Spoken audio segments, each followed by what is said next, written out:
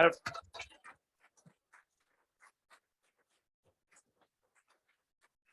बैठिए बैठिए। Good afternoon. हाँ जी बच्चों, कैसे हैं आप लोग? बढ़िया। ऑनलाइन वालों, ऑडियो वीडियो क्लियर हो तो यस करके बताते हैं आप। ऑनलाइन वाले बच्चों, ऑडियो वीडियो क्लियर हो तो ठीक है।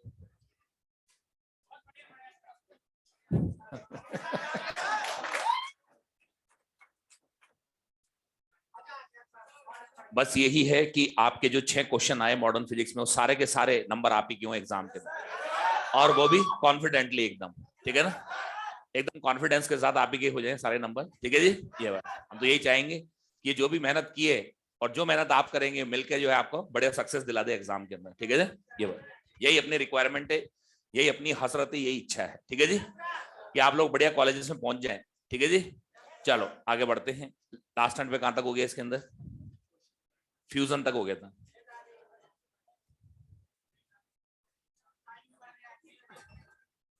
हाँ, 3 घंटा 20 मिनट आपको टाइम मिल गया है और नंबर ऑफ क्वेश्चन 200 है। नंबर ऑफ क्वेश्चन 200 है, लेकिन 2 सेगमेंट्स में आएंगे, 2 पार्ट्स में आएंगे, ए और बी। मतलब ये लास्ट ईयर जैसे ही हो गया सारा। करने 180 अभी आया क्या उसमें? सर ऐसा लिखा हुआ है क्या? इंफॉर्मेशन बुलेटिन पढ़ ली क्या उसकी? आप लोग पहले उसकी इंफॉर्मेशन बुलेटिन केयरफुली रीड कर लें। वैसे तो अपन लोग भी एनालिसिस कर लेंगे उस चीज का, एनालाइज कर लेंगे क्या है क्या नहीं है, लेकिन ये है कि आप 200 क्वेश्चंस की बढ़िया प्रैक्टिस करके रखो। और कोशिश ये रहे कि एग्जामिनेशन हॉल में ये स्थिति रहे कि अगर मान लो 45 क्वेश्चन भी आपको चुनने हैं फिजिक्स में, तो 5 कौन से छोड़े, ये आपके लिए संकट की स्थिति। सुन रहे हो बात? मतलब सारे आ रहे हो, आपको 50 के 50 ही कर डालने हैं आप। सुन रहे हो बात? बस ये है स्थिति, ये बने कि 5 कौन से छोड़ू, ये आपके सोचने वाली बात है। ठीक है ना? ये बात, चलिए कोई बात नहीं, बहुत अच्छा आपका पेपर होगा। एग्जामिनेशन जो आ चुका है, 3.5 महीने है इसके अंदर अभी, तो आप बढ़िया और जोरदार तैयारी कर लो। और बायोलॉजी के ऊपर विशेष ध्यान रखो। बायो के अंदर अपने को कम से कम 330 नंबर चाहिए, कम से कम। समझ रहे बात? ये ठीक है जी? चलो लास्ट टाइम पे अपना फ्यूजन का पार्ट खत्म हो गया था इसमें। अब इसके अंदर न्यूक्लियर रिएक्शन से रिलेटेड एक पॉइंट और अपन डिस्कस करेंगे। नेक्स्ट लिखिए, पेयर प्रोडक्शन।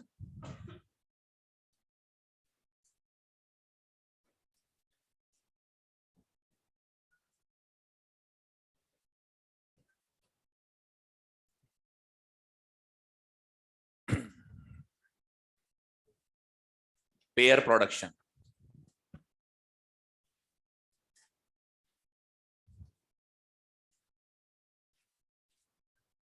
देखो पेयर प्रोडक्शन में क्या होता है, एक हैवी न्यूक्लियस होता है, जैसे लेड है ही।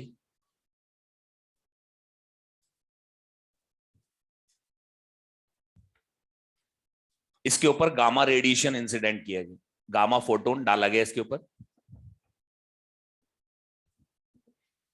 लेड का न्यूक्लियस गामा फोटोन की एनर्जी को एब्जॉर्ब कर लेता है और इसको एक इलेक्ट्रॉन और एक पॉजिट्रॉन पेयर के अंदर एमिट कर देता। तो गामा फोटोन की एनर्जी को न्यूक्लियस ने एब्जॉर्ब किया और उस एनर्जी को कन्वर्ट कर दिया इलेक्ट्रॉन पॉजिट्रॉन पेयर। मतलब यहां पर गामा फोटोन की जो एनर्जी है वो बदल रही है मास में, इलेक्ट्रॉन प्रोटॉन के मास में। ठीक है भाई? तो अब तक तो हम ये पढ़ रहे थे कि मास एनर्जी में बदलती है, लेकिन ये एक एविडेंस है कि एनर्जी भी मास में कन्वर्ट हो जाती है। ये कोई फोटो इलेक्ट्रिक इफेक्ट नहीं हो रहा, ये गामा फोटोन की एनर्जी इलेक्ट्रॉन पॉजिट्रॉन में बन रही है और मीडिएटर है यहाँ पर न्यूक्लियस। न्यूक्लियस इस एनर्जी को एब्जॉर्ब करता है और इलेक्ट्रॉन पॉजिट्रॉन पेयर के अंदर कन्वर्ट करता है। इसी फिनोमेना को कहते हैं हम पेयर प्रोडक्शन। क्या बोलेंगे इसको? Pair production. ठीक है जी? ये देखिए, एक इलेक्ट्रॉन की रेस्ट मास एनर्जी होती है 0.51 मेगा इलेक्ट्रॉन वोल्ट, कल बताया था आपको। लेकिन यहां इलेक्ट्रॉन नहीं, इलेक्ट्रॉन पॉजिट्रॉन बन के आ रहे हैं। तो इलेक्ट्रॉन और पॉजिट्रॉन की रेस्ट मास एनर्जी इसका डबल हो जाएगी, 1.02 मेगा इलेक्ट्रॉन। तो ये कंडीशन है पेयर प्रोडक्शन की। Condition of pair production, condition of pair production ये है कि गामा फोटोन की जो एनर्जी है वो 1.02 मेगा इलेक्ट्रॉन वोल्ट के बराबर या उससे ज्यादा होनी चाहिए। अगर गामा फोटोन की एनर्जी 1.02 मेगा इलेक्ट्रॉन वोल्ट के बराबर या उससे ज्यादा है तो ही पेयर प्रोडक्शन हो पाएगा, अदरवाइज नहीं हो पाएगा। ठीक है भाई?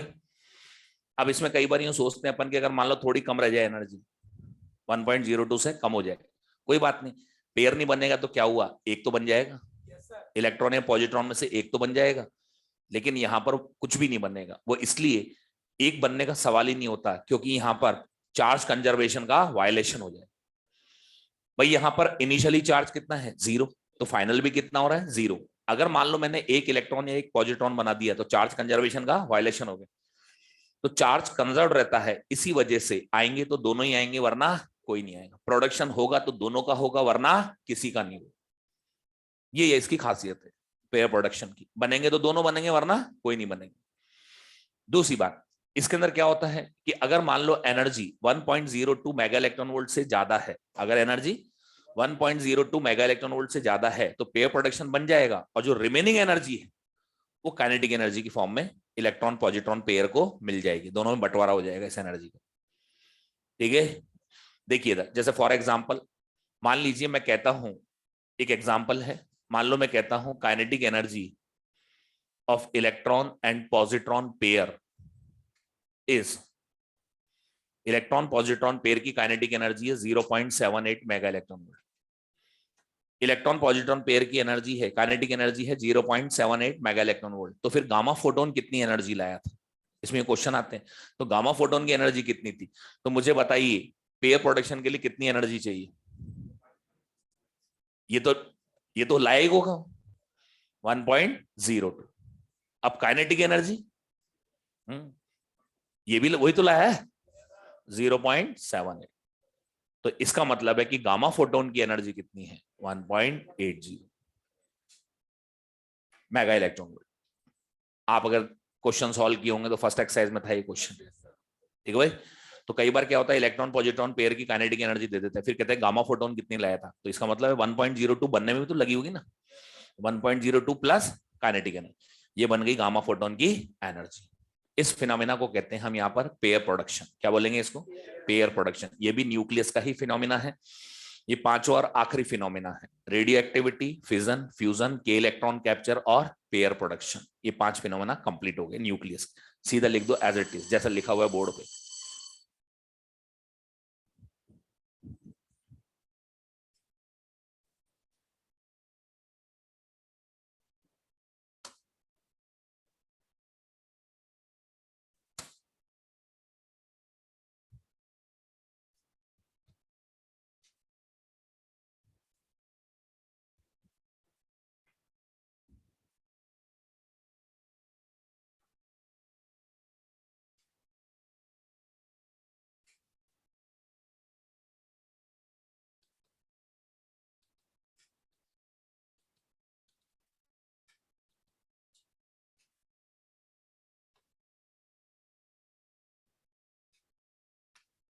0.78 इलेक्ट्रॉन पॉजिट्रॉन दोनों पेयर की कंबाइंड एनर्जी।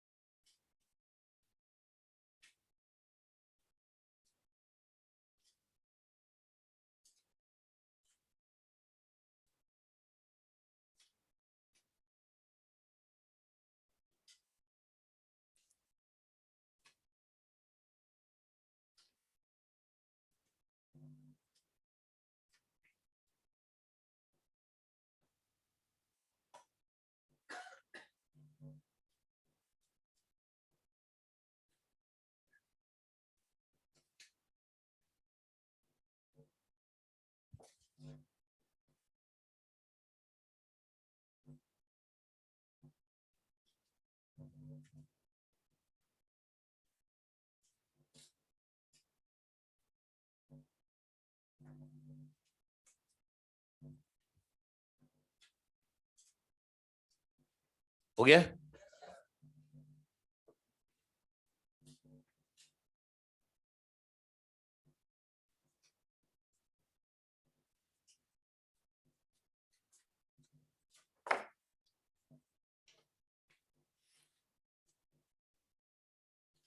ये जो पॉजिट्रॉन बन के आता है, ये पॉजिट्रॉन अपनी इस नेचर में रहता नहीं।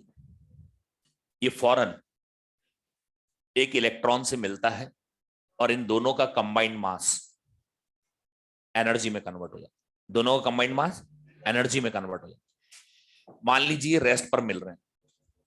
किसमें मिल रहे हैं? रेस्ट पर। तो इनिशियल मोमेंटम कितना है सिस्टम का? 0। तो फाइनल भी क्या होना चाहिए? 0। इसलिए यहां पर इन दोनों की जो एनर्जी, दोनों का जो रेस्ट मास है वो एनर्जी में कन्वर्ट होगा, मतलब गामा फोटोन में कन्वर्ट होगा। तो गामा फोटोन, क्योंकि फाइनल भी 0 होना चाहिए ना सिस्टम, तो गामा फोटोन एक नहीं बनता। अगर गामा फोटोन एक बनेगा तो फाइनल लीनियर मोमेंटम 0 नहीं हुआ। तो यहां बनेंगे 2 गामा फोटोन, और दोनों गामा फोटोन एक दूसरे के अपोजिट डायरेक्शन में। दोनों गामा फोटोन एक दूसरे की अपोजिट डायरेक्शन में जाएंगे। मुझे बताइए रेस्ट मास एनर्जी पूरे सिस्टम की कितनी होगी? 1.02 होगी ना। अगर सिस्टम रेस्ट पर हो और 2 पार्ट्स में टूटता है तो दोनों पार्ट्स के लीनियर मोमेंटम का मैग्नीट्यूड बराबर हो। और फोटोन का लीनियर मोमेंटम होता है P = h by लैम्डा। तो लैम्डा भी दोनों का सेम, और अगर लैम्डा सेम है तो एनर्जी भी सेम। तो दोनों गामा फोटोन सेम एनर्जी के रिलीज हो जाएंगे। इस फिनोमिना को कहते हैं हम पेयर एनिलेशन। क्या बोलते हैं इसको? Pair annihilation. ये कोई न्यूक्लियर फिनोमिना नहीं है भाई। पेयर प्रोडक्शन तो न्यूक्लियर फिनोमिना था, यहाँ कोई न्यूक्लियस ने थोड़ी किया है। ये तो पॉजिट्रॉन सीधा इलेक्ट्रॉन से मिला और इनकी एनर्जी 2 गामा फोटॉन्स के अंदर कन्वर्ट। ठीक है भाई। तो इलेक्ट्रॉन पॉजिट्रॉन मिले और इनका कंबाइंड मास 2 गामा फोटॉन्स के अंदर कन्वर्ट हो गया ऑफ इक्वल एनर्जी। इस फिनोमिना को कहते हैं पेयर एनिलेशन। ये न्यूक्लियर फिनोमिना नहीं है, इसका बस रिवर्स हो गया। इसका क्या हो गया? रिवर्स। तो नेक्स्ट लिख दो पेयर एनिलेशन, बट डायग्राम बना देना, और कुछ जरूरत नहीं इसमें लिखने की। पेयर प्रोडक्शन का रिवर्स होता है पेयर एनिलेशन।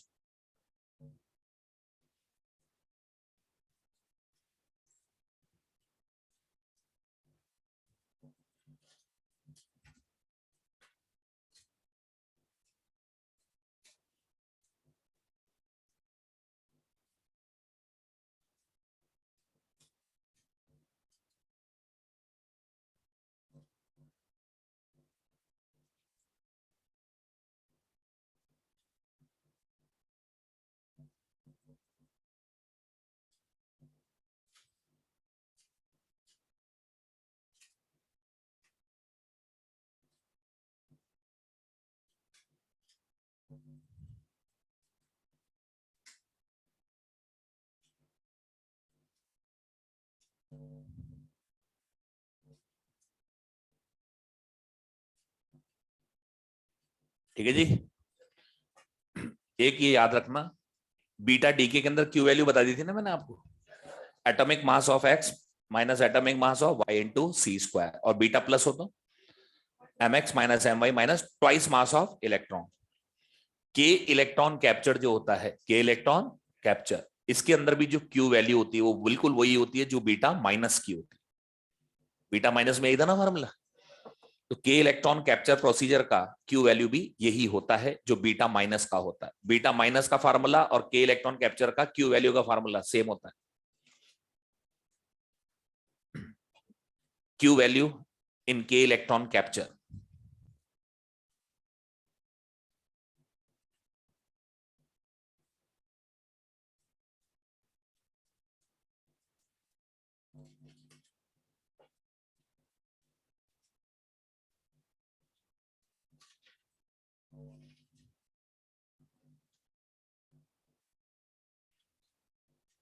हो गया।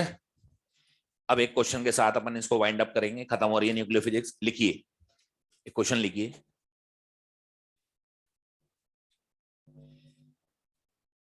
ए nucleus,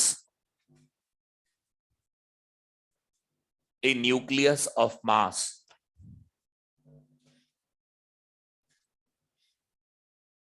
a nucleus of mass m plus delta m, ये लिखा हुआ है capital M plus delta m। a nucleus of mass capital M plus delta m at rest splits into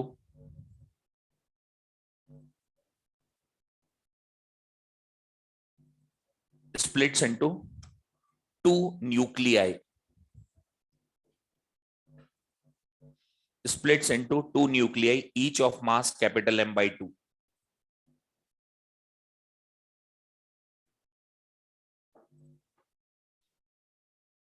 Each of mass capital M by 2. Find speed of each nucleus.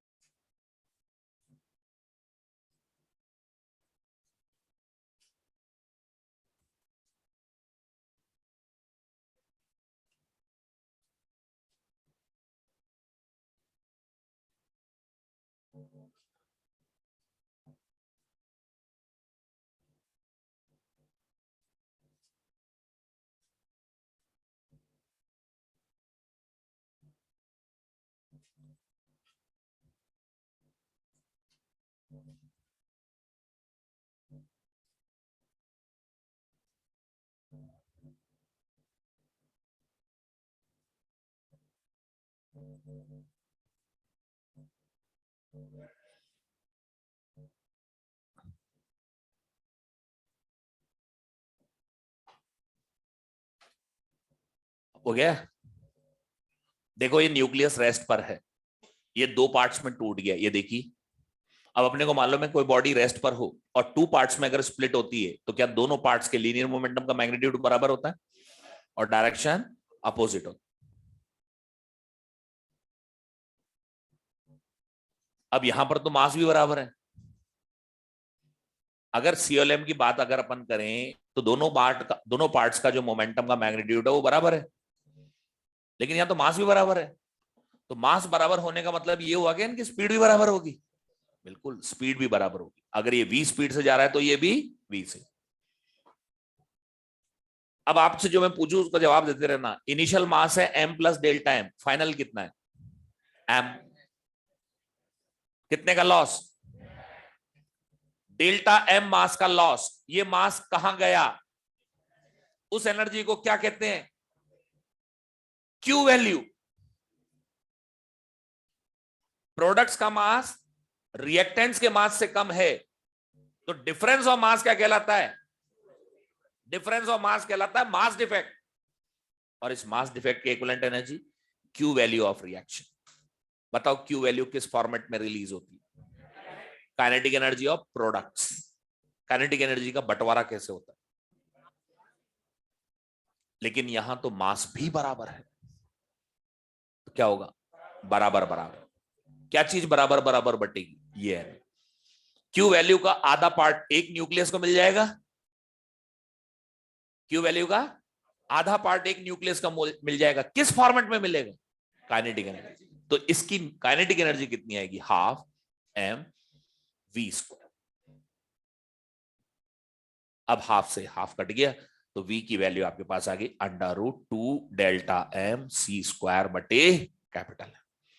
अब बताओ, दो line का question है, ये question सिर्फ दो lines का है, लेकिन बताओ कितने सारे कंसेप्ट घूम गए इसके अंदर, घूमे कि नहीं घूमे, बताओ आप। कौन कौन सा कंसेप्ट आया इसके अंदर। सबसे पहला आया मास डिफेक्ट। मास डिफेक्ट किसमें कन्वर्ट हुआ, Q value of reaction. Q value किस फॉर्मेट में रिलीज होती है, काइनेटिक एनर्जी ऑफ प्रोडक्ट्स। अगर सिस्टम रेस्ट पर है और दो पार्ट्स में टूटता है तो काइनेटिक एनर्जी का डिवीजन कैसे होता है, इनवर्सली प्रोपोर्शनल टू मास। और यहां तो मास भी बराबर है तो डिवीजन कैसे होगा, बराबर बराबर। तो डेल्टा m c² का आधा पार्ट एक को मिल जाएगा एज ए काइनेटिक एनर्जी। ठीक है जी।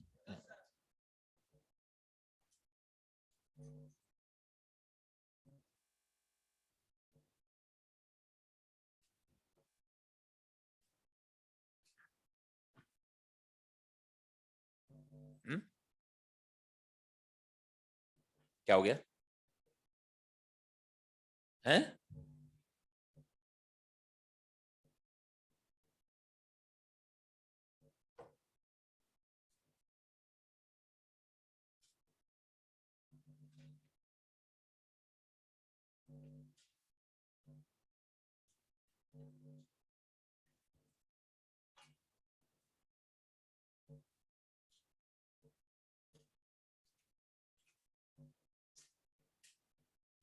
और इसके क्वेश्चन के साथ ही अपना न्यूक्लियर फिजिक्स का पार्ट भी यहाँ पर समाप्त होता है। ये लो साहब, पूरी मॉडर्न फिजिक्स आपकी समाप्त हो चुकी है, मॉडर्न फिजिक्स कंप्लीट है। ठीक है जी, इसमें से पूरे में से 6 सवाल आएंगे आपके, 6 क्वेश्चंस आएंगे पूरे, और 6 के 6 आपके होने चाहिए। एक एटॉमिक स्ट्रक्चर्स में से भी आएगा, लेकिन एटॉमिक स्ट्रक्चर में फिजिक्स में तो पढ़ाते नहीं है, तो वही केमिस्ट्री वाला ही होता है, सेम वही क्वेश्चंस होंगे आपके सारे। लेकिन जैसे इम्पैक्ट पैरामीटर था, डी ब्रॉगली का वो कंसेप्ट था ना कि 2πr equals to n lambda, वो अपने एटॉमिक स्ट्रक्चर में है, लेकिन मैंने इधर पढ़ा दिया वो आपको। बाकी तो सब वही है अपने, जो है केवल उसके अंदर है एटॉमिक स्ट्रक्चर के अंदर केवल इलेक्ट्रॉन की एनर्जी वो होती है ना, टोटल एनर्जी पोटेंशियल एनर्जी के आधे के बराबर है, पोटेंशियल एनर्जी काइनेटिक एनर्जी के नेगेटिव के बराबर है, वो रिलेशन। और एक जो है लाइमन बामर पाशन स्पेक्ट्रम, और कुछ भी नहीं है अपने एटॉमिक स्ट्रक्चर में, क्योंकि केमिस्ट्री में तो बराबर के पढ़ाते हैं, लेकिन हमने फिजिक्स में थोड़ा सा ही पार्ट है, और जिसमें से भी 2-3 जो पॉइंट है वो मैं पहले ले लिए इधर, मैंने बताया नहीं लेकिन मैंने शामिल कर लिए रास्ते में ही अपने। ठीक है जी, ये बात। तो ये हमारे मॉडर्न फेज का पार्ट यहाँ पर समाप्त हो गया।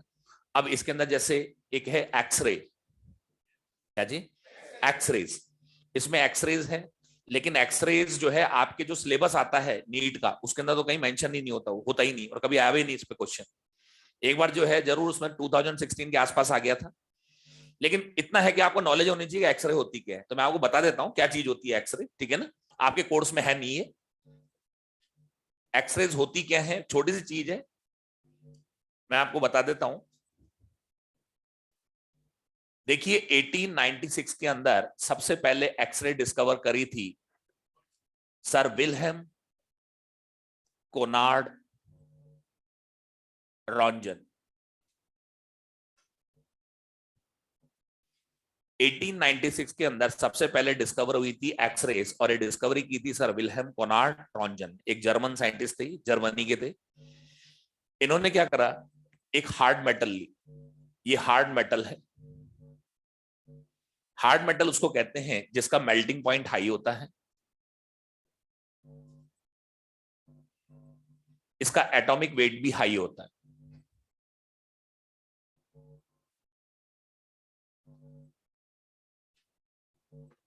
जैसे molybdenum, platinum, sorry tungsten, platinum, निकल, कोबाल्ट, आयरन, ये सब hard metals. In hard metals के ऊपर इन्होंने कैथोड रेज इंसिडेंट कर दी थी। कैथोड रेज का मतलब होता है इलेक्ट्रॉन्स। इन्होंने हाई एनर्जेटिक इलेक्ट्रॉन फायर कर दिए।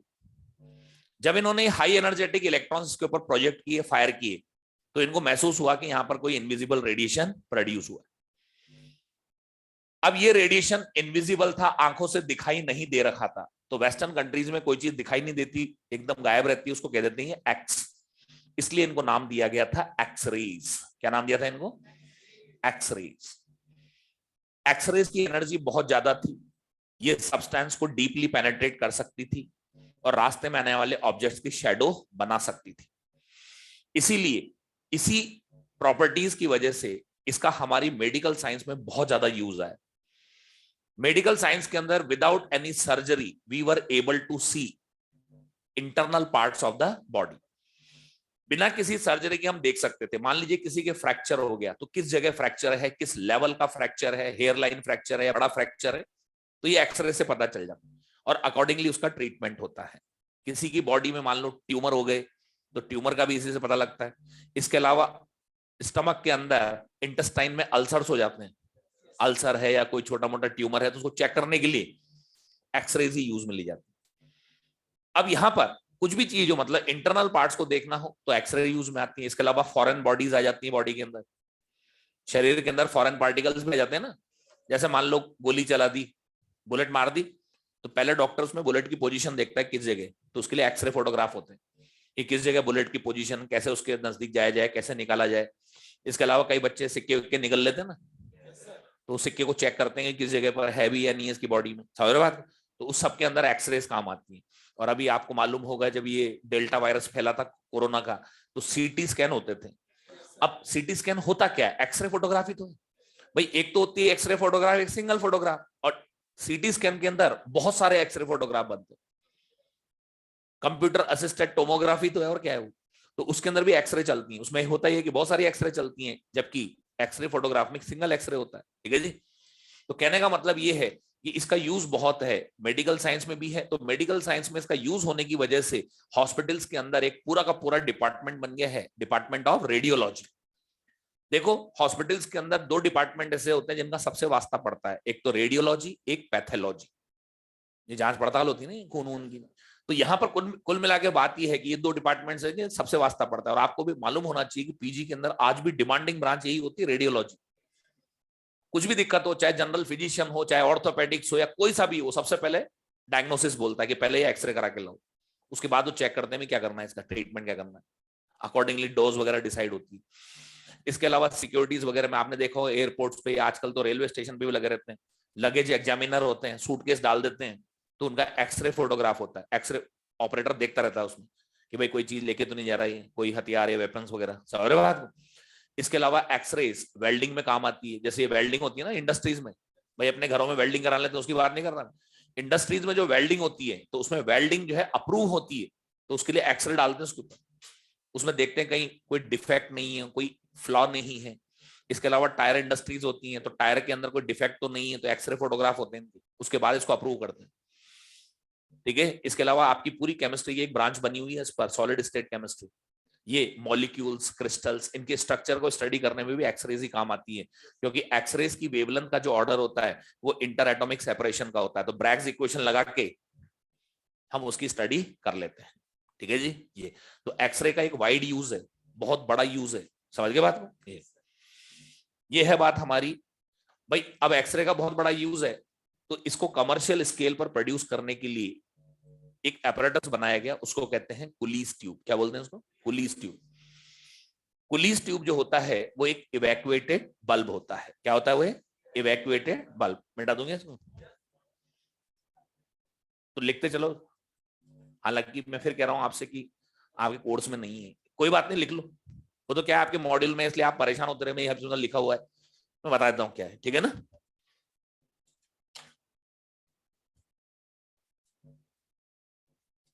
अभी जो सिलेबस आया कल, जो इन्फॉर्मेशन बुलेटिन आई, उसमें सिलेबस ही देखा मैंने सबसे पहले, उसमें है ही नहीं एक्सरे। नहीं, वो देखना तो पड़ता है ना कि अपडेट हो गया गया। बिल्कुल लास्ट ईयर जैसा ही है सिलेबस तो पूरा।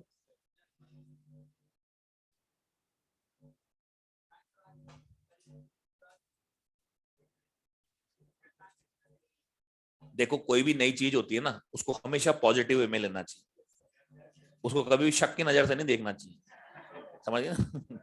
ऑलवेज बी पॉजिटिव, ये आप ही के लिए फायदेमंद होगी कोई ना कुछ। आप ये सोचा करो कि मेरा फायदा है इसमें, मैं बहुत फायदे में आ गया, यूं सोचा करो। ठीक है ना।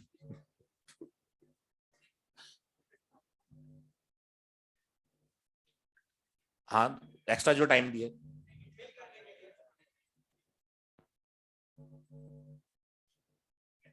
हो गया ना।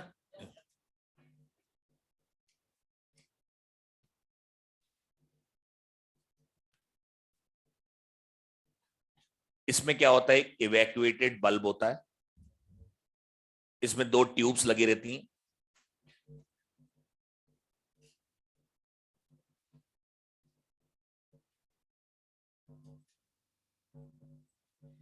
इसमें इलेक्ट्रॉन प्रोड्यूस करने के लिए थर्माइनिक एमिशन यूज में लेते हैं, जैसे डेविसन जर्मर में लगाया था ना, सेम वैसे ही ये सेल है।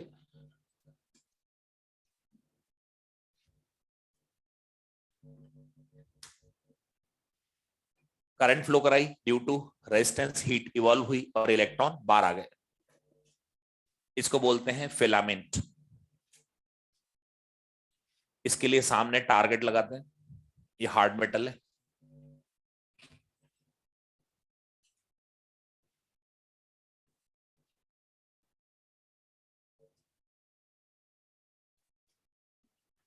ये ट्यूब पूरी इवैक्यूएटेड है, इसमें एक भी मॉलिक्यूल नहीं होता, कोई गैस नहीं होती इसमें, खाली है बिल्कुल। ठीक है। वर्टिकल से 45 डिग्री पर इंक्लाइंड होता है टारगेट। अब पोटेंशियल डिफरेंस लगाया जाता है। यहां जो पोटेंशियल डिफरेंस लगाया जाता है वो किलो वोल्ट ऑर्डर का होता है, किलो वोल्ट यानी 10,000 वोल्ट, 20,000 वोल्ट। जैसे लंग्स का एक्सरे फोटोग्राफ है 30,000 वोल्ट होता है, हड्डियों का एक्सरे फोटोग्राफ होता है 60,000 वोल्ट पे होता है। ठीक है ना। तो जैसी यूज वैसा पोटेंशियल डिफरेंस। इसको बना देते हैं लो और इसको बना देते हैं हाई, यानी ये एनोड है और ये कैथोड। अब जैसे आपने पोटेंशियल डिफरेंस लगाया हाई वोल्टेज का, तो इलेक्ट्रॉन एकदम से एक्सेलरेट होते हैं और जाके टारगेट से हिट करते हैं। मुझे बताओ इन इलेक्ट्रॉन्स की एनर्जी कितनी है?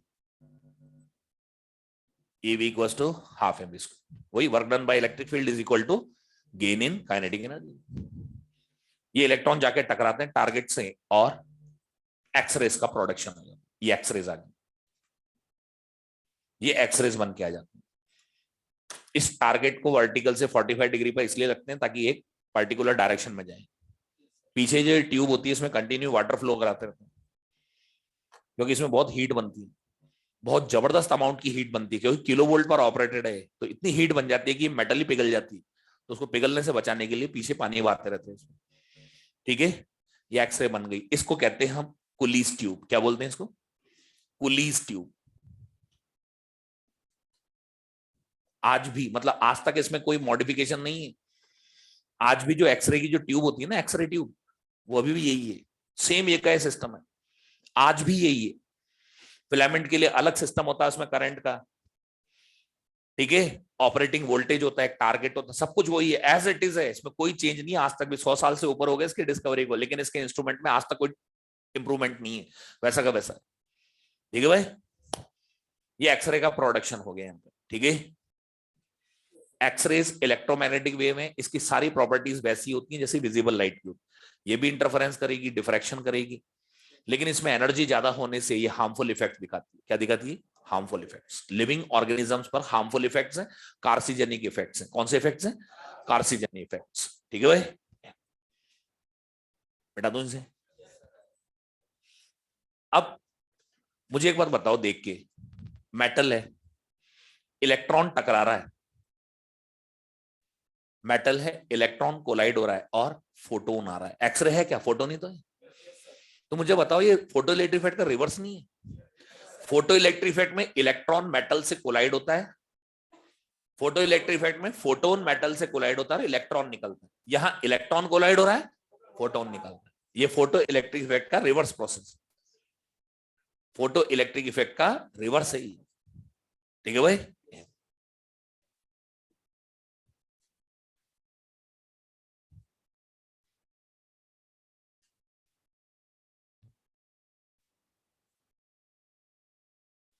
अब बात वही है कि बनी कैसे एक्सरेज। तो ओरिजिन के बेसिस पर एक्सरेज दो तरह की होती है। ओरिजिन, तो सबसे पहले कॉन्टिन्यूअस एक्सरेज।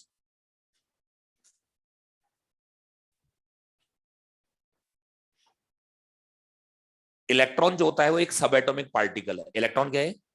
सब एटॉमिक पार्टिकल। तो इलेक्ट्रॉन एक्चुअली कोलाइड हो किससे रहा है? टारगेट के एटम से। किससे कोलाइड हो रहा है? ये देखो, ये टारगेट एटम का न्यूक्लियस, उसके अराउंड वेरियस शेल्स जिनमें इलेक्ट्रॉन चक्कर काट रहे हैं। ये शेल्स हैं KLMN। ठीक है जी, ये टारगेट है, जो टारगेट बना रहा था ना 45 डिग्री पे, वो है, उसका एटम है ये। अब इलेक्ट्रॉन सब एटॉमिक पार्टिकल है, तो इलेक्ट्रॉन हम कह रहे हैं ना टारगेट से कोलाइड हो रहा है। किससे कोलाइड हो रहा है? एटम से। अब ये इंसिडेंट इलेक्ट्रॉन है, ये आया जो इलेक्ट्रॉन जिसकी एनर्जी EV है, हाफ mv स्क्वायर। ओके, ये इंसिडेंट इलेक्ट्रॉन जब एटम पे टकराता है तो एटम का मेन मोस्ट ओवर पार्ट जो है हॉलो है, तो ये इसके अंदर घुस जाता है, एंटर कर जाता है। और जैसे ही न्यूक्लियस के नजदीक पहुंचता है, अब हमने हाई एटॉमिक वेट का एलिमेंट लिया हुआ है, हाई एटॉमिक वेट है। जैसे मान लो मॉलिब्डेनम है, मॉलिब्डेनम कितना होता है? 46, 42। मॉलिब्डेनम कितना होता है? 42 एटॉमिक नंबर। तो 42 प्रोटॉन एक जगह रखे हुए हैं, 42 प्रोटॉन्स इस जगह पर हैं। तो बताओ कितनी जबरदस्त इलेक्ट्रिक फील्ड बना रखी होगी। अब इलेक्ट्रॉन होता है नेगेटिवली चार्ज, तो जैसे ही वो इस न्यूक्लियस के नजदीक पहुंचता है तो न्यूक्लियस इसके ऊपर कूलामिक अट्रैक्शन लगाता है, और उस कूलम अट्रैक्शन की वजह से ये इलेक्ट्रॉन स्ट्रांगली रिटार्ड होता है, बहुत तेजी से रिटार्ड होता है, ब्रेक लगते हैं इसमें, स्ट्रांगली रिटार्ड होता है, इवन ये अपने पाथ से डेविएट हो जाता है, ये निकल गया। अब इस इलेक्ट्रॉन की काइनेटिक एनर्जी कम हो चुकी है, ये स्कैटर्ड इलेक्ट्रॉन है। ओके, अब काइनेटिक एनर्जी कम हुई है तो लॉस हुआ ना काइनेटिक एनर्जी, तो गया कहां? काइनेटिक एनर्जी का लॉस गया कहां? वो काइनेटिक एनर्जी का लॉस ही एक्सरे की टर्म्स में बाहर आ जाता। तो क्या हम कह सकते हैं breaking down of highly energetic electron while passing near the nucleus. तो न्यूक्लियस के नजदीक से गुजरता हुआ स्ट्रांगली रिटार्ड हो जाता है और अपनी काइनेटिक एनर्जी लूज कर जाता है। ठीक है, अब कोई इलेक्ट्रॉन नजदीक से जाता है, कोई दूर से जाता है, तो जो जितना दूर से जाएगा उस फोटोन की एनर्जी उतनी ही कम होगी। तो आपको है ना यहां पर, क्योंकि अपने तो लाखों करोड़ों इलेक्ट्रॉन फायर किए हुए, तो यहां पर हर एनर्जी का फोटोन मिल जाता है, लेकिन एक मैक्सिमम एनर्जी से कम।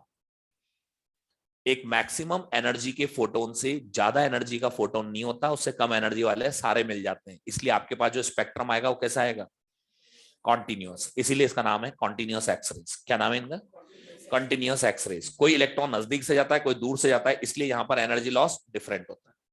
ठीक है, अब जैसे देखो ये इंसिडेंट इलेक्ट्रॉन की काइनेटिक एनर्जी और ये स्कैटर्ड इलेक्ट्रॉन की काइनेटिक एनर्जी, तो एनर्जी कंजर्वेशन से क्या यही फोटोन की एनर्जी होनी चाहिए। मैं कहता हूं एक इलेक्ट्रॉन इतना नजदीक आ गया कि वो अपनी सारी एनर्जी लूज कर गया, इससे ज्यादा एनर्जी का लॉस कर सकता है क्या। तो जो लॉस है काइनेटिक एनर्जी का वो कितना है, हाफ एम बी। ये बराबर हो जाता है फोटोन की एनर्जी। तो इससे ज्यादा एनर्जी लूज कर नहीं सकता इलेक्ट्रॉन, इससे ज्यादा एनर्जी का लॉस हो नहीं सकता, तो इसका मतलब फोटोन इससे ज्यादा एनर्जी का हो नहीं सकता, तो इसको कहते हैं न्यू मैक्सिमम, मैक्सिमम फ्रीक्वेंसी। क्या half m b square equal to eV है, तो न्यू मैक्स इक्वल टू आपके पास हो जाता है eV by h. This is the highest frequency of continuous x rays. बताओ क्या कॉन्टिन्यूअस एक्सरेज की मैक्सिमम फ्रीक्वेंसी अप्लाइड वोल्टेज पर डिपेंड कर रही है।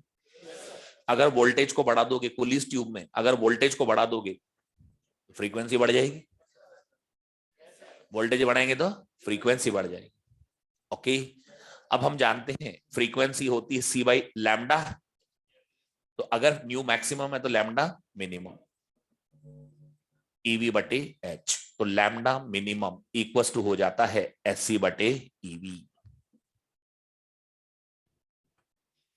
ये मिनिमम वेवलेंथ है, इसी के क्वेश्चन आते हैं, मतलब पहले आते थे लैम्डा मिनिमम। एक्सरेज इसमें थी एम्स वगैरह में, तो यही आता था लैम्डा मिनिमम, मिनिमम वेवलेंथ पूछते थे। ठीक है ना, तो बताओ मिनिमम वेवलेंथ अप्लाइड वोल्टेज पे डिपेंड करती है, वोल्टेज जितना ज्यादा होगा वेवलेंथ उतनी कम हो जाएगी।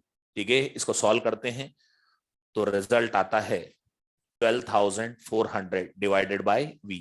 जैसे फोटोन की वेवलेंथ का फार्मूला था ना, बिल्कुल वैसा ही फार्मूला आता है, बस वहां पर एनर्जी थी इन इलेक्ट्रॉन वोल्ट, तो यहां क्या जाता है अप्लाइड वोल्टेज, क्या जाता है अप्लाइड वोल्टेज। अब आपके dual nature of matter and radiation में एनसीईआरटी की एक्सरसाइज का पहला क्वेश्चन ही यही है कि एक एक्सरे ट्यूब 30 किलो वोल्ट पर ऑपरेटेड है, तो मिनिमम 30 किलो वोल्ट पर है, तो मिनिमम वेवलेंथ कितनी। अब बताओ पूरे चैप्टर में कहीं एक्सरे नहीं है, एनसीईआरटी में कहीं नहीं है एक्सरे, लेकिन पहला क्वेश्चन ही एक्सरे का दे रखा है।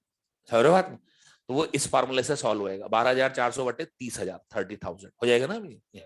तो लैम्डा मिनिमम आपके पास आ जाएगी यहाँ पर 12,400 डिवाइडेड बाय 30,000। ओके, 0.41 हो गया ना ये एंगस्ट्रॉम।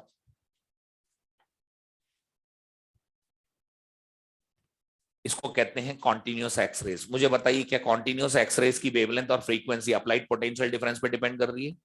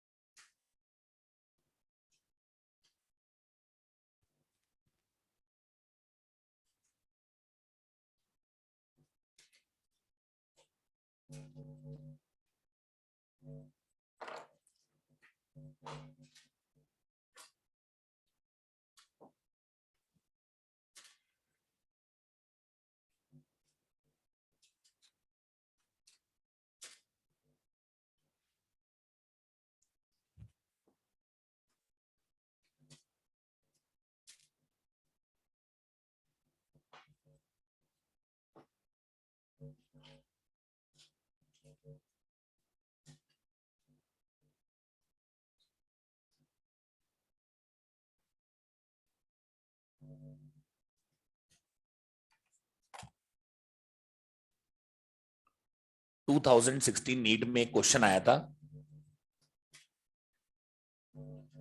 कि electron of wavelength lambda incident on metal.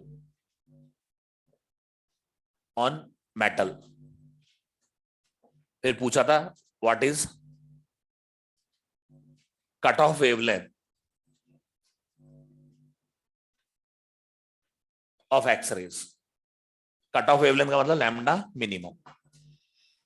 उसमें कहा था कि लैम्डा वेवलेंथ की, अभी कौन सी वेवलेंथ है लैम्डा, इलेक्ट्रॉन की वेवलेंथ कौन सी होती है, डी ब्रॉगली।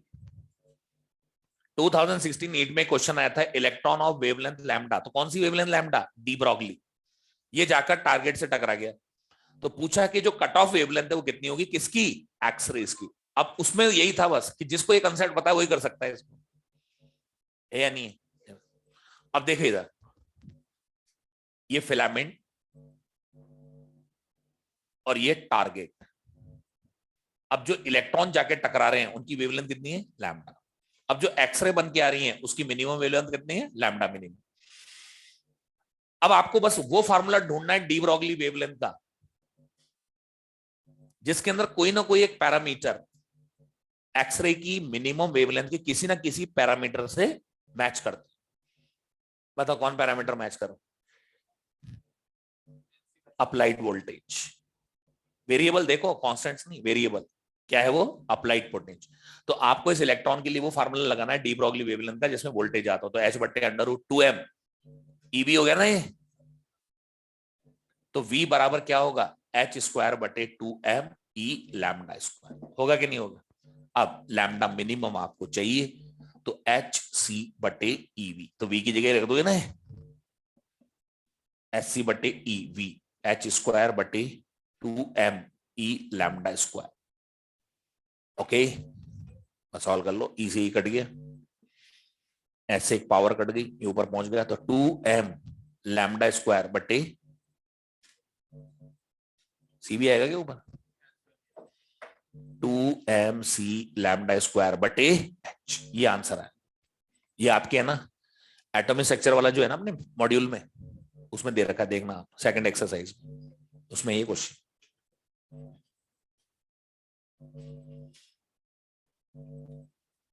तो यहां पर लैम्डा मिनिमम और इलेक्ट्रॉन की डी ब्रॉगली वेवलेंथ में एक पैरामीटर कॉमन आ रहा है, वो है अप्लाइड पोटेंशियल डिफरेंस। क्या है वो, एच और सी तो कांस्टेंट्स हैं, वो कोई पैरामीटर थोड़ी कहलाते हैं, वो तो कांस्टेंट है।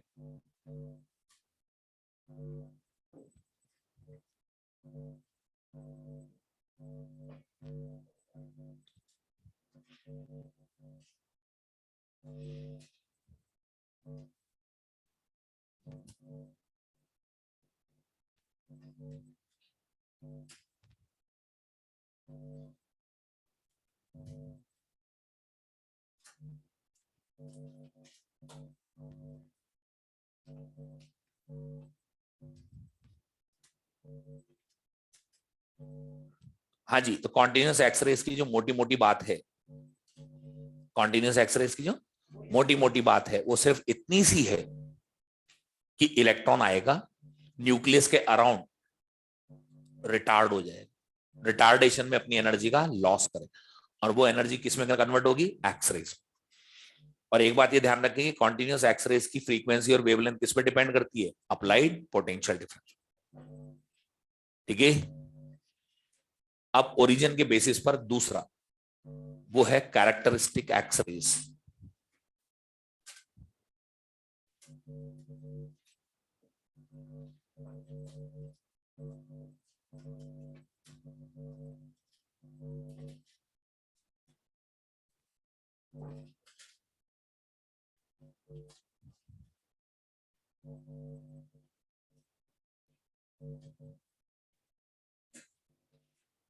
ओरिजिन के बेसिस पर दूसरी है कैरेक्टरिस्टिक एक्सरेज।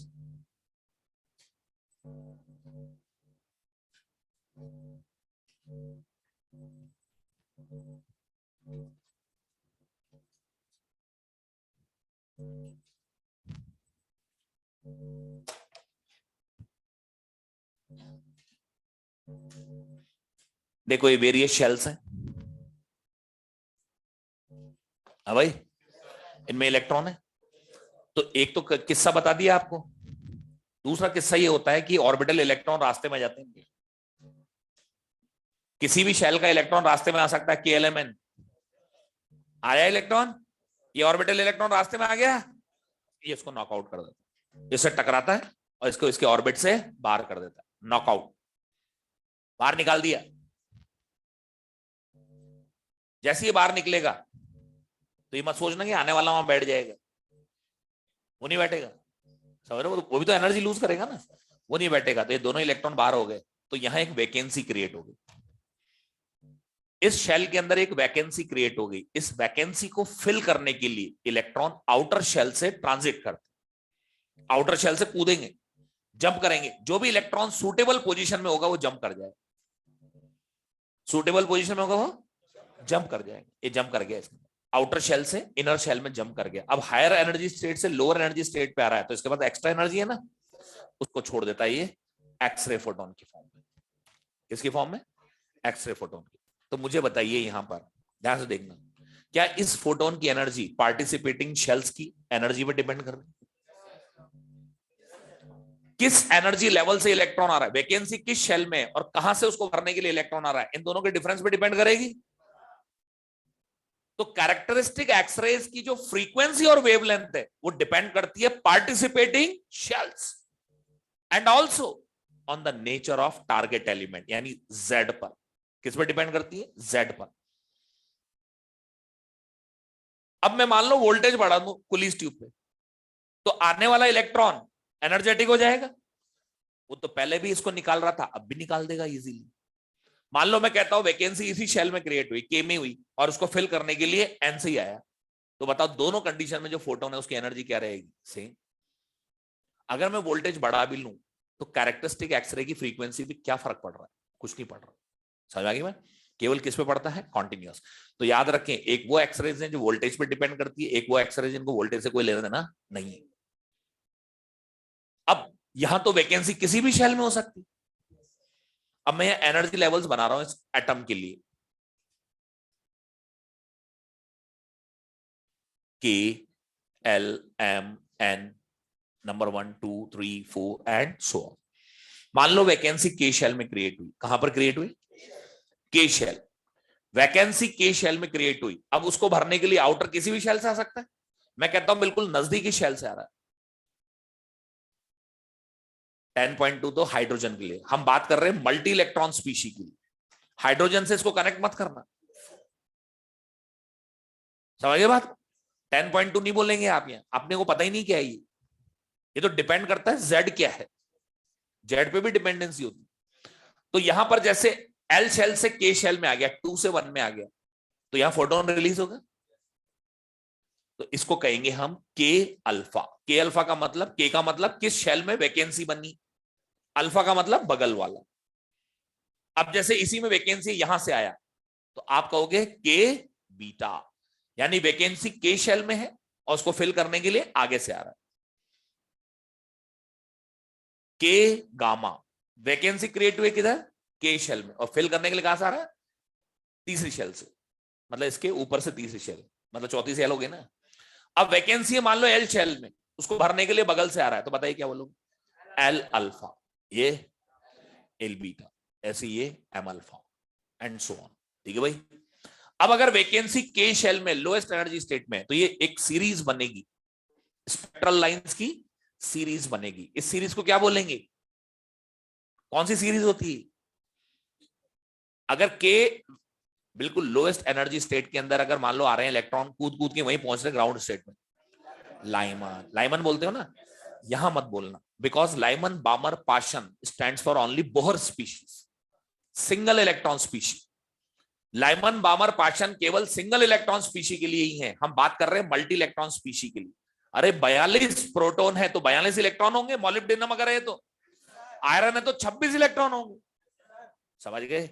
तो यहां पर इनको बोलते हैं K सीरीज, जिस शेल में होती है वैकेंसी उसी का नाम हो जाता है K series, L series, M series. Okay, ठीक है। तो यहां पर लाइमन बामर नहीं बोलते, यहां जिस शेल में वैकेंसी होती है उसी का नाम हो जाता है, K series, L series, M series, समझ गए बात? लाइमन बामर नहीं बोलते हैं, ठीक है भाई। अब यहां पर यूं होता है, देखो कितनी सारी एक्सरे बन गई है, के अल्फा, के बीटा, के गामा, दुनिया भर की, सुन रहे हो बात? तो आप तो बस ध्यान रख लो क्या होता है, के अल्फा क्या होता है, के बीटा क्या होता है, के गामा क्या होता है, बाकी और कुछ नहीं, आपके कोई नहीं पूछा जाता, ठीक है। देखिए मोजले का जितना भी काम था ना, मोजले जिन्होंने कहा था पीरियोडिक टेबल को एटॉमिक नंबर से करो अरेंज, पीरियोडिक टेबल को एटॉमिक नंबर से अरेंज करो, तो वो जो मोजले थे, मोजले, उनकी जो पूरी फाइंडिंग, उन्होंने क्यों कहा कि जेड से अरेंज करो, क्योंकि उनको पता था कि हर एलिमेंट के लिए जेड यूनिक होता है। तो उनको कैसे पता चला कि हर एलिमेंट के लिए जेड यूनिक होता है? कैरेक्टरिस्टिक एक्सल। इन्होंने क्या करा, टारगेट एलिमेंट को बदला, पहले कॉपर लगाया, फिर आयरन लगाया, फिर मॉलिब्डेनम लगाया, फिर प्लेटिनम लगाया। हर बार उन्होंने देखा कि के अल्फा एक्सरे की जो वेवलेंथ है या जो फ्रीक्वेंसी है वो अलग ही आ रही थी। तब इन्होंने कहा कि square root of frequency is nearly proportional to the atomic number. Square root of frequency is nearly proportional to the atomic number, okay. और इस बी को कहते हैं हम शील्डिंग कांस्टेंट, क्या बोलते हैं इसको? तब उन्होंने एक रास्ता और दिखाया था, मोजले ने एक रास्ता और दिखाया था। उन्होंने कहा था कि आप बोहर मॉडल का फार्मूला मल्टी इलेक्ट्रॉन स्पीशी के लिए भी यूज में ले सकते हो, बशर्ते उसमें थोड़ा सा करेक्शन कर दो, आप जेड की जगह यूज में लो जेड माइनस बी। इसको कहते हैं शील्डिंग इफेक्ट, क्या बोलते हैं? शील्डिंग इफेक्ट, इसको यूज में ले लो। इसलिए बोहर मॉडल का जो फार्मूला था -RSC जेड स्क्वायर बटे एन स्क्वायर, इसमें अगर जेड की जगह अगर अपन लिख दें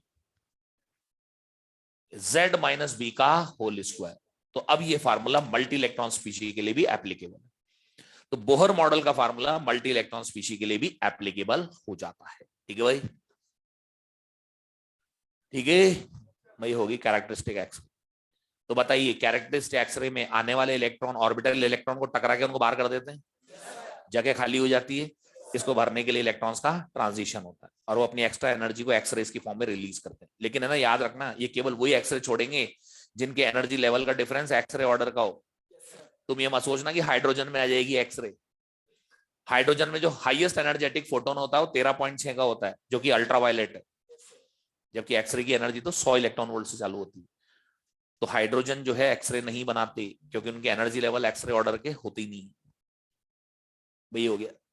अब होने को तो ज्ञान में फार्मूले बनते हैं जो तुम्हारे कोई काम की नहीं है। आप अगर मॉड्यूल खोल के देखोगे उसमें बहुत सारे फार्मूले दिखाई देंगे, वो एक एक भी मतलब का नहीं, थोड़ा ना बात।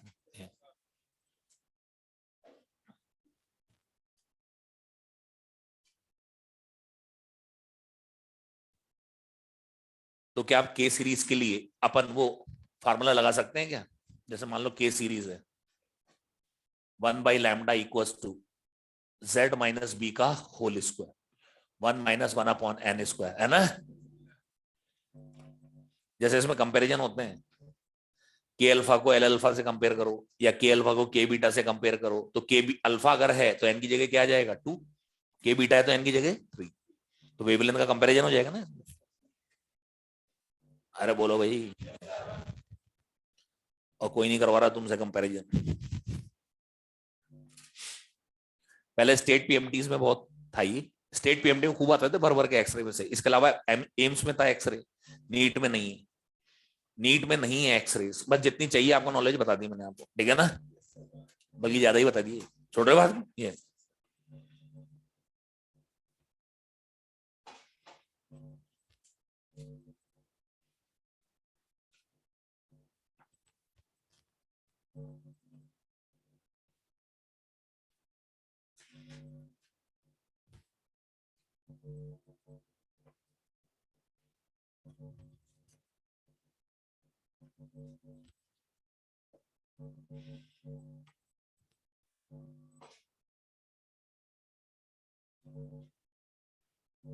ठीक है। अब हमें पता कैसे चला था कि एक्सरे दो तरह की होती है, एक जो वोल्टेज पे डिपेंड करती है और एक जो है नहीं करती? तो कुलीज ट्यूब से आने वाली एक्सरेस का स्पेक्ट्रम लिया था एक्चुअली, तो उस स्पेक्ट्रम के अंदर हमें एक मिनिमम वेवलेंथ मिली थी, उससे कम वेवलेंथ नहीं मिली। उससे ज्यादा खूब मिली थी, और कुछ पर्टिकुलर वेवलेंथ पर तो इंटेंसिटी बहुत ज्यादा हाई हो रखी थी, ये इनफाइनाइट तक चलती है। तो कॉन्टिन्यूअस एक्सरेज की वेवलेंथ लैम्डा मिनिमम से इनफाइनाइट के बीच में कुछ भी हो सकती है। देखिए कुलिस ट्यूब से आने वाली, चाहे वो विजिबल ही क्यों ना हो फोटोन, चाहे वो इंफ्रारेड ही क्यों ना हो फोटोन, उसको एक्सरे मानते हैं। इसलिए हम कह रहे हैं लैम्डा मिनिमम से इनफाइनाइट। तो इनफाइनाइट में सब आगे, रेडियो वेडियो सब आगे, कुलिस ट्यूब से जो आ रहा है सब एक्सरे। ठीक है भाई। अब यहां पर क्या हुआ, वोल्टेज बढ़ाया उसको, वोल्टेज बना के दोबारा लिया एक्सरे स्पेक्ट्रम, और दोनों स्पेक्ट्रम को जब ओवरलैप किया तो बस खाली लैम्डा मिनिमम कम आ रही थी, मतलब और शॉर्ट हो गई थी, लेकिन इन पर्टिकुलर एक्सरेज की वेवलेंथ पर कोई फर्क नहीं पड़ा। तब मालूम पड़ा ये वोल्टेज पे डिपेंड नहीं करती, इनको नाम दिया गया कैरेक्टरिस्टिक एक्सरे। ठीक है। और ये कौन सी हो गई, कॉन्टिन्यूअस, जिसकी एनर्जी ज्यादा वेवलेंथ कम हो जाएगी, के बीटा के अल्फा। ओके, ये है एक्सरे स्पेक्ट्रम। क्या है ये, एक्सरे स्पेक्ट्रम। बना लो, जब इतना लिख लिया तो ये भी लिख डालो।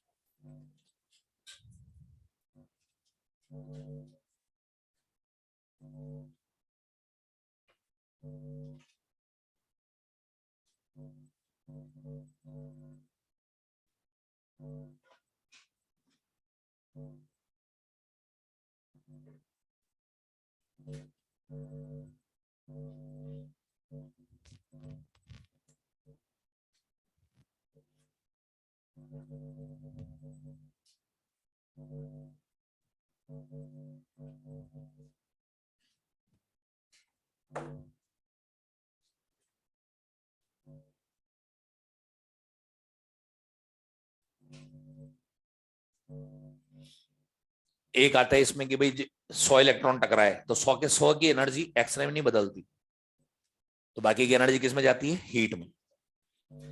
तो इसमें हीट प्रोडक्शन पूछते हैं, भाई हीट किस रेट से प्रोड्यूस हो रही है टारगेट पे। तो अपन यूं कहेंगे X% electron converts their energy into X rays. अगर X% इलेक्ट्रॉन्स की एनर्जी 100 में से X% इलेक्ट्रॉन की एनर्जी अगर एक्सरे में गई तो वो हीट थोड़ी बनाएगी, वो तो गई। तो हीट कौन बनाएगी, 100 माइनस एक्स। तो बाकी के कौन क्या करेंगे, इलेक्ट्रॉन हीट बढ़ाते। अब ऑपरेटिंग वोल्टेज है V, करंट है I, तो पावर कितनी है एक्सरे की, VI। तो ये तो इलेक्ट्रिकल पावर कंज्यूम की, लेकिन वो सारी पावर उसने एक्सरे में नहीं दी। तो यही इसका जो है रेट ऑफ हीट प्रोडक्शन आपके पास आ जाएगा, dQ/dt। ये हो जाएगा टोटल पावर का x, मतलब 100 माइनस x%, ये हीट में चला जाएगा। ये किस में जाएगा, heat. This is the rate of heat production joule पर सेकेंड। टोटल पावर का x% तो एक्सरे में गया ना, तो रिमेनिंग जो है वो हीट बना देगा। तो अगर कोई हीट वीट का क्वेश्चन आ रहा हो तो इससे हो जाएगा। वैसे मैं तो ये कह रहा हूँ कि एक्सरे के सवाल लगाने से अच्छा है कि इन्हीं के दोबारा लगा लेना, तो क्यों टाइम खराब करो बिना बात। सच्चाई है उसमें, क्या मैं खुद बोल रहा हूँ, यहाँ पर खड़े हो छोड़ रहे हो बात, एक्सरे है तुम्हारे। ठीक है जी, ये बात। इससे बढ़िया तो 4 सवाल रेडियो एक्टिविटी न्यूक्लियर फिजिक्स के या फिर dual nature of matter and radiation के लगाओ, छोड़ रहे बात, और मजबूत हो जाएगी। ठीक है ना, ये बात। तो ये बस आपको जितनी नॉलेज चाहिए थी मैंने बता दी। ओके, अब जैसे बताओ एक्सरे की पेनिट्रेशन पावर बढ़ानी है, तो पेनिट्रेशन कैसे बढ़ेगा, वोल्टेज बढ़ा। एक्सरे फोटोन्स का नंबर बढ़ाना है, यानी इंटेंसिटी बढ़ानी है, कैसे बढ़ाए, ज्यादा से ज्यादा इलेक्ट्रॉन टकराए। अगर ज्यादा से ज्यादा इलेक्ट्रॉन टकराएंगे टारगेट से तो इंटेंसिटी बढ़ेगी। अब ज्यादा इलेक्ट्रॉन का नंबर कहां से लाएंगे, करंट से। जो फिलामेंट था ना, फिलामेंट, उसमें जितनी करंट फ्लो कराओगे ज्यादा, उतने ज्यादा इलेक्ट्रॉन निकलेंगे, उतने ज्यादा इलेक्ट्रॉन टकराएंगे तो उतनी ज्यादा फोटोन बनेंगे। ठीक है भाई, ठीक है। ये लो, ये आपकी एक्सरेज है, ये भी यहां पर समाप्त हो जाती है। X rays are also completed. नहीं, टेस्ट में कुछ नहीं आ रहा, ना कोई एटॉमिक स्ट्रक्चर आ रहा है, ना एक्सरेज आ रहा है। ठीक है, आपके टेस्ट में जो है केवल और केवल photo electric matter wave, radio activity and nuclear physics, जो आपके नीट में है वही आएगा। ये भी पूछ ले कौन सा लेंगे, कौन सा दे रहा हूं, ये कोई मतलब नहीं होता। आप तो बस अपने तैयारी रखो और अपीयर हो एग्जाम में, छोड़ रहे हो बात को ये। ठीक है जी, ये बात। तो कुल मिला के बात ये है कि ये हमारा एक्सरे था, ये नहीं आ रहा आपके टेस्ट में, माइनर टेस्ट में नहीं आएगा। ठीक है ना, आपके केवल आएगा photo electric matter wave, radio activity and nuclear physics. ठीक है, अब इसमें न्यूक्लियर फिजिक्स के डाउट्स पूछने हो तो आप पूछ लो मॉड्यूल खोल के, मॉड्यूल रेस क्रॉप जो भी है मैं आपको सॉल्व कर देता हूं फटाफट।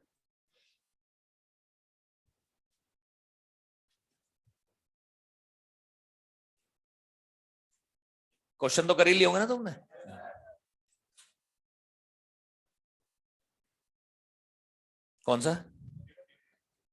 15 नंबर, रेस का क्वेश्चन नंबर 15। देखो एक रेडियो एक्टिव मटेरियल है जो दो प्रोसेस ए और बी है, एलिमेंट नहीं है, प्रोसेस है। इसमें हाफ लाइफ बताई गई हाफ आवर और इसमें हाफ लाइफ बताई गई 1/4 आवर। क्वेश्चन ये कहता है कि फर्स्ट हाफ आवर ये चलता है फर्स्ट प्रोसेस से। Let us consider initial number of atoms are n0। तो मुझे बताइए हाफ लाइफ हाफ आवर है और टाइम भी हाफ आवर है, तो कितने बचेंगे, आधे बच जाएंगे ना। अब कहता है कि नेक्स्ट 1 आवर ये चलता है सेकंड से। तो बताओ इस सेकंड प्रोसेस के लिए इनिशियल नंबर n0/2 रहेंगे ना, फार्मूला लगा रहा हूं मैं, है ना, 1/2, 1 आवर और हाफ लाइफ 1/4, तो ऊपर जाके पावर 4 हो जाएगी ना, तो 2 की पावर 4 और 1 5 हो गए। अब तीसरा कहता है कि नेक्स्ट हाफ आवर ये चलता है दोनों से, दोनों प्रोसीजर से, तो इसका मतलब नेट हाफ लाइफ निकालनी पड़ेगी। तो नेट हाफ लाइफ के लिए 1/2 इंटू 1/4 प्लस करोगे तो 3/4 हो गए नहीं, तो 1/6 आवर ये हाफ लाइफ होगी, नेट हाफ लाइफ। अब आप फार्मूला लगा दें वापस, तो इनिशियल नंबर कितना होगा n0/2 की पावर 5, 1/2। टाइम गुजरा है 1/2 आवर और हाफ लाइफ है 1/6, ये 6 ऊपर जाएगा, तो 6/2 3, तो 2 की पावर 3, 2 की पावर 5, 2 की पावर 8। ठीक है, और बोलो किसका, एक्सरसाइज का, इसको तो मिटा दो ना, मिटा दो ना इसको, लाओ दे रहे हैं। एक्सरसाइज 1 का क्वेश्चन नंबर 42 आपने पूछा है, which one of the following is a possible nuclear reaction. आपने इनमें नंबर ऑफ न्यूक्लियन और नेट चार्ज बैलेंस करके देख लिया हर रिएक्शन में, हो गया ना। तो किसने पूछा था, थर्ड ऑप्शन आप देखेंगे 239 239 93 है ना, 94 होना चाहिए ना, एक मिनट रुको, हाँ थर्ड ऑप्शन सही है। थर्ड में क्या प्रॉब्लम है, देखो मास नंबर सेम है, एटॉमिक नंबर 1 से बढ़ गया बीटा डीके में, सही तो है, हो गया। और कोई एक्सरसाइज 1 में कोई प्रॉब्लम हो तो बोलिए, नहीं है, एक्सरसाइज 1 में नहीं है, कर तो लिया ना ये, एक्सरसाइज 1 में नहीं है, सेकंड में, थर्ड में, सेकंड में 12,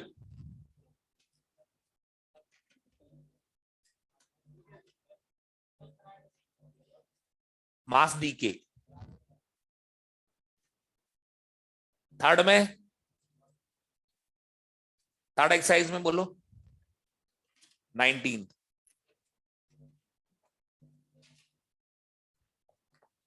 थर्ड एक्सरसाइज में क्वेश्चन नंबर 19 है, 5 मिनट पर एक्टिविटी 975 रह जाती है 9750 से। अब बताओ मुझे हाफ लाइफ आ जाएगी कि नहीं आ जाएगी? लेकिन उसके लिए आपको लॉग लेना पड़ेगा। रेसिप्रोकल कर लो पहले। लॉग 10 की वैल्यू 1 हो गई, 5/t log 2 की वैल्यू 0.3, तो t इक्वल्स टू 1.5। अब डी के कांस्टेंट चाहिए तो लैम्डा इक्वल्स टू 0.693 बटे 1.5।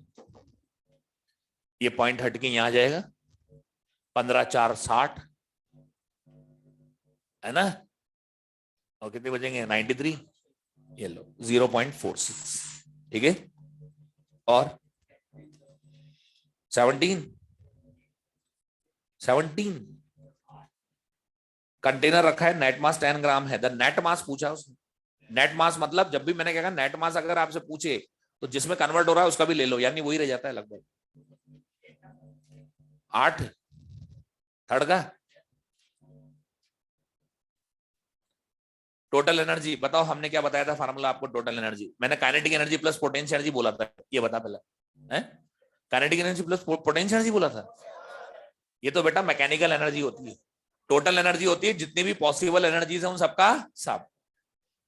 क्या बताया था मैंने? Kinetic energy plus rest mass energy, ये आपको दे रखी है 3.555। काइनेटिक एनर्जी लानी है, रेस्ट मास एनर्जी इलेक्ट्रॉन की 0.5। ठीक है भाई, कर लेगा आगे, इधर लाके माइनस कर देंगे। और 20वां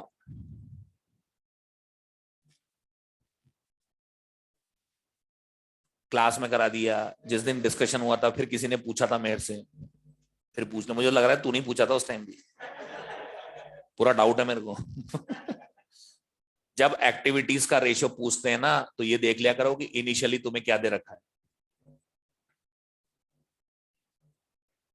अब तेरे को इसमें नंबर ऑफ न्यूक्लियाई का रेशियो दे रखा है, समझ गया? तो तू डायरेक्ट है ना, इसकी जगह तूने 2/3 लिख दिया होगा। हाँ तो बस अलग से सॉल्व करना,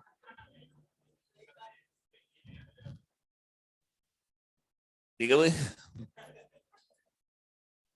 कर लेगा ना अब इसको, कर लेगा ना?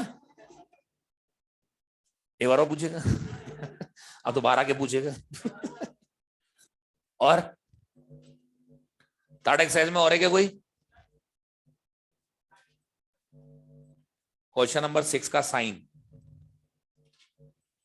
Binding energy deuteron is 2.23 mega, then its mass defect, mass defect in atomic mass unit. Mass defect तो प्लस ही आएगा ना, मास डिफेक्ट पूछा है ना इसने, तो प्लस में तो आएगा। मास डिफेक्ट तो प्लस में आता है ना भाई, mass of nucleus minus mass of nucleus, plus में आएगा ना। नेगेटिव मास डिफेक्ट नेगेटिव कैसे हो सकता है? ठीक है ना। और है क्या कोई? थर्ड एक्सरसाइज में नहीं है? बिगिनर बॉक्स में, बिगिनर बॉक्स 1, बिगिनर बॉक्स 1 में है क्या कोई?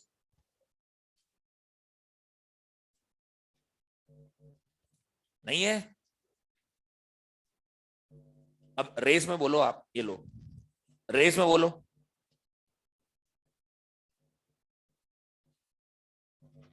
कौन सा बोलना? 14।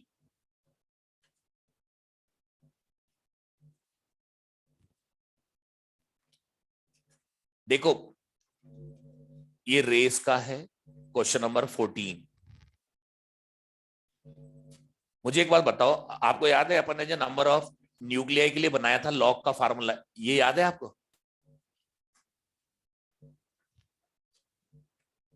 सेम ऐसा कैसा अगर अपन एक्टिविटी के लिए बनाएंगे सेम यही बनेगा। तो डी के रेट के लिए भी ऐसे ही बनेगा, तो log of R equals to minus lambda t plus log of R. अब यहां पर टी की पावर 1 है और इस पूरे की होल पावर 1 है, तो ग्राफ क्या बनेगा? Straight line. क्या स्ट्रेट लाइन बनेगी पॉजिटिव इंटरसेप्ट की? पॉजिटिव इंटरसेप्ट कितना हो गया? Log of R naught. और स्लोप नेगेटिव, स्लोप नेगेटिव का मतलब ऐसे चलेगी, बनाया था ना अपने क्लास में। अब ये यूं कह रहा है कि इसमें और गैस इंजेक्ट कर दी, वही सेम अगर और गैस इंजेक्ट कर दोगे तो R बराबर लैम्डा है, नंबर ऑफ एटम बढ़ेंगे तो एक्टिविटी तो बढ़ेगी, और अगर एक्टिविटी बढ़ेगी तो लॉग ऑफ R भी बढ़ जाएगा, और अगर लॉग ऑफ R बढ़ेगा तो एकदम से शूट अप हो जाएगा ऊपर, और फिर अब डीके होने के लिए छोड़ दो। अब दोनों का नेचर सेम है, लैम्डा डिपेंड करता है नेचर ऑफ मटेरियल, नेचर अगर सेम है तो दोनों ग्राफ का स्लोप क्या आएगा, सेम, यानी दोनों लाइंस क्या आएंगी, पैरेलल। अब आप चेक करो किसके अंदर दोनों पैरेलल आ रही है, थर्ड ऑप्शन, समझ गए ना बात।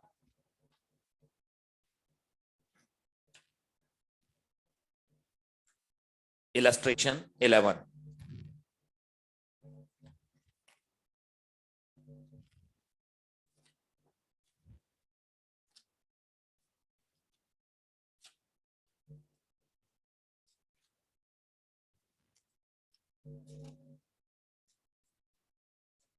इलेवन कहाँ है,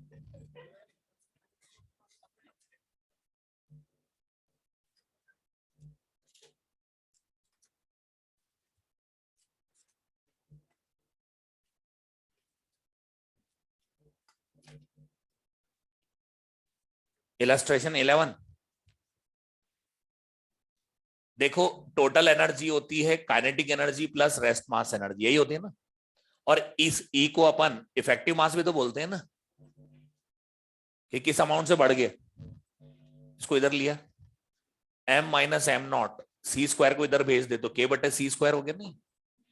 अब ये पूछ रहा है कितने परसेंट से मास बढ़ गया, परसेंट हमेशा किस पे निकलता है, इनिशियल, तो तू दोनों तरफ m नॉट से डिवाइड कर ले, बताइए डेल्टा m बटे m नॉट हो गया, परसेंट काइनेटिक एनर्जी बटे rest mass energy of electron into 100% हो गया ना भाई। अब कितने पे चल रहा है, 500 किलो वोल्ट पे चल रहा है, तो काइनेटिक एनर्जी होगी 500 किलो इलेक्ट्रॉन वोल्ट, और इलेक्ट्रॉन की रेस्ट मास एनर्जी कितनी होती है 0.51 मेगा इलेक्ट्रॉन वोल्ट, तो ये बन गई 511 किलो इलेक्ट्रॉन इनटू 100%, हो जाएगा दोस्तों। और लो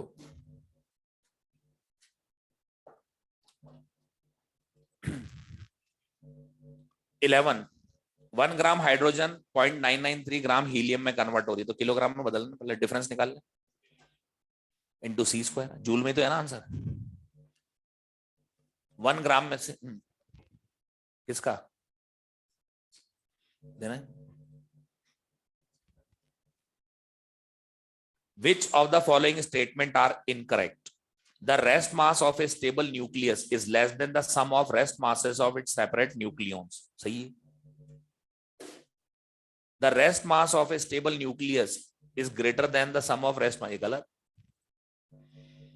in nuclear fusion energy is released by fusing two nuclei of medium mass, not medium mass, lighter mass, गलत हो गया, मीडियम मास का ना फ्यूजन का टेंडेंसी होता है ना फ्यूजन, अगर कराना है तो एनर्जी देनी पड़ेगी, बताया था ना आपने, ये देखो इस तरह के थ्योरेटिकल क्वेश्चन फटाफट हो जाता है इन कॉन्सेप्ट्स, तो एक एक लाइन जो लिखी हुई है ना हर एक का मीनिंग है, आपको मैंने टू द पॉइंट लिखा रखी है सारी चीजें, कोई फालतू मैटर नहीं है उसमें, बिल्कुल वही है जो एग्जाम में आएगा, फटाक लगे सर आप आंसर दे दे 5 सेकंड में, और सारे एग्जाम्पल चुने हुए हैं, हर एग्जाम्पल कुछ ना कुछ बात बता रहा है आपको, इसलिए तो इसके बाहर नहीं जा रहा आपका क्वेश्चन, ये नोट्स पढ़ के चल जाओगे ना, पूरे 6 क्वेश्चन इसी में से आएंगे आप, मॉडर्न फिजिक्स छोड़ रहे बात,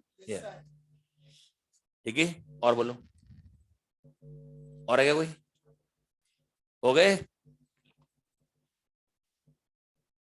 तो कुल मिला के बात ये है कि देखिए अपने माइनर टेस्ट वगैरह में तो आप बढ़िया स्कोर करेंगे ही सही, लेकिन साथ के साथ मेजर टेस्ट वगैरह जब आएंगे तब भी आप जोरदार स्कोर करेंगे, और ये नोट्स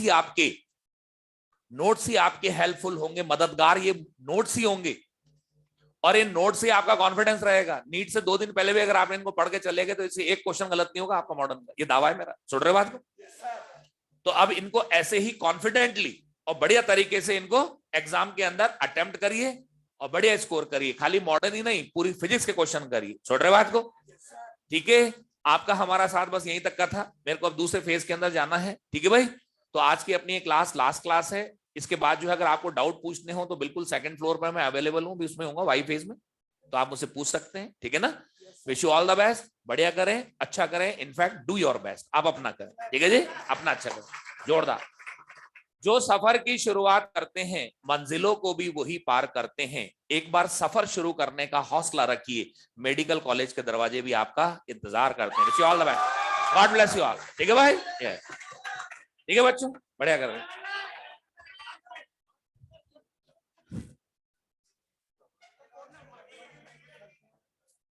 मेरा नंबर बता देता हूं मैं, कोई डाउट वगैरह हो तो पूछ लीजिएगा।